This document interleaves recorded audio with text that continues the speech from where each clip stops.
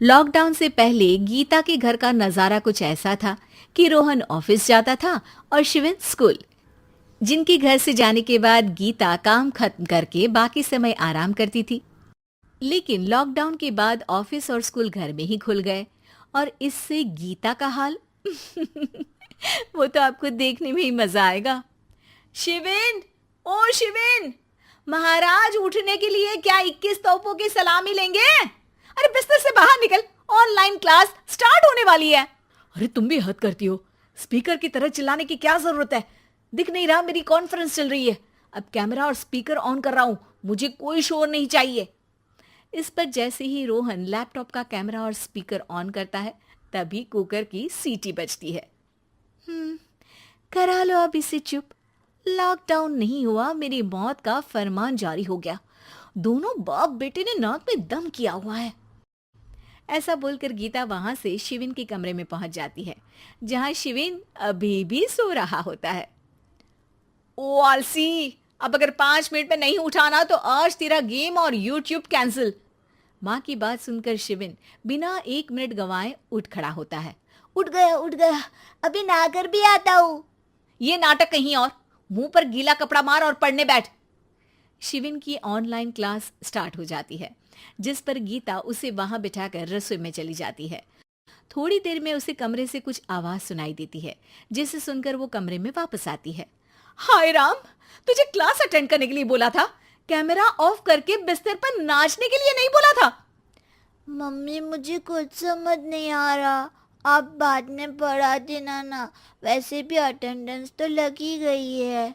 हाँ हाँ बेटा, जरूर बन जा। तू अभी से हम सबका बाप बन जा। अरे नहीं मतलब कहाँ से लाते हो इतना दिमाग, और पढ़ाई करते हुए ये चला कहाँ जाता है? नाइस क्वेश्चन, दिमाग से पूछकर बता दूंगा। शिविन की बातों से परेशान होकर गीता उसे मारने के लिए जैसे ही आगे बढ़ती है तभी वो कमरे से बाहर भाग जाता है। अब शिविन आगे आगे और गीता हाथ में चप्पल पकड़े उसके पीछे पीछे पूरे घर में दोनों घूम रहे होते हैं। इसी बीच वो रोहन के पास पहुंच जाता है और शिविन को मारने वाली चप्पल रोहन के लैपटॉप पर जाकर गिरती है। ओए माँ! मम्मी, अब पापा को चप्पल मार रही हो? वो आज तक के रिपोर्टर, चुपचाप जाकर क्लास अटेंड कर ले, नहीं तो अगली तेरे पीछे लगेगी। इस पर शिविन वहां से चला जाता है, जिसके बाद रोहन गीता से कहता है, इस सर्कस के लिए कुछ बोलना चाहोगी? अरे क्या करूं, जब से तुम दोनों घर में रहने लगे हो, घर अपने आप ही सर्कस बन गया है और मैं तुम्हारी नौकर। कभी बेटी को संभालो तो कभी बाप के नखरे उठाओ।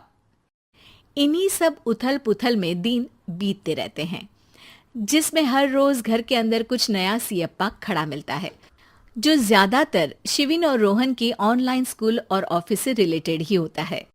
एक सुबह, शिविन चल उठ, आज की क्लास जल्दी है। कैमरा ऑफ करके आप अटेंड कर लो। अरे ऐसे छित्तर पड़ेंगे, दादी नानी सब एक साथ याद आ जाएंगी।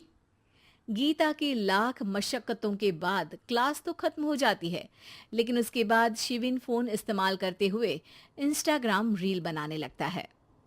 रसोड़े में कौन था? तुम थी, मैं थी, कौन था? कौन था?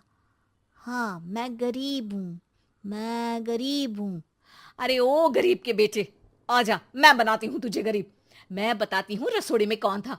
पढ़ाई करने बोलो तो इनकी माँ मर जाती है, और ये पागलपंतियां जितनी मर्जी करा लो।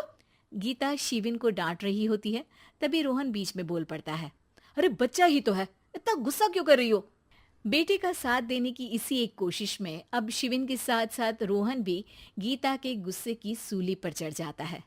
अगर बेटे पर इतना ही प्यार आ रहा है तो इसे क्लास अटेंड क्यों नहीं कराते, इसका होमवर्क क्यों नहीं कराते?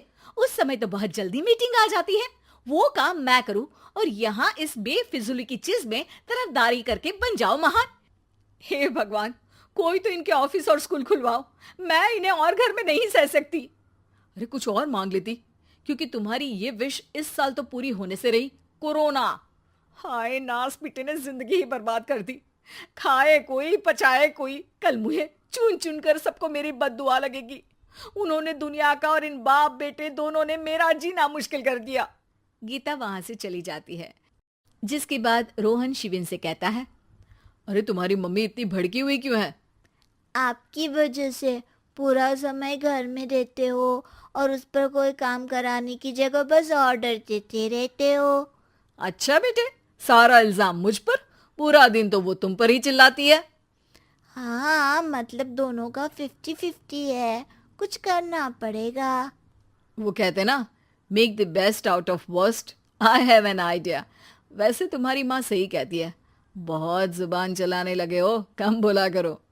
अगली सुबह रोहन और शिविन अपनी गलती को सुधारने के लिए गीता के उठने से पहले घर का आधा काम खत्म कर देते हैं, जिसे देखकर गीता खुश हो जाती है और फिर बाकी बचा काम वो तीनों मिलकर पूरा कर लेते हैं। जिसके बाद अब वो सब मिल बांट कर हर काम में एक दूसरे की मदद करते हुए लॉकडाउन का मजा लेने लगते हैं।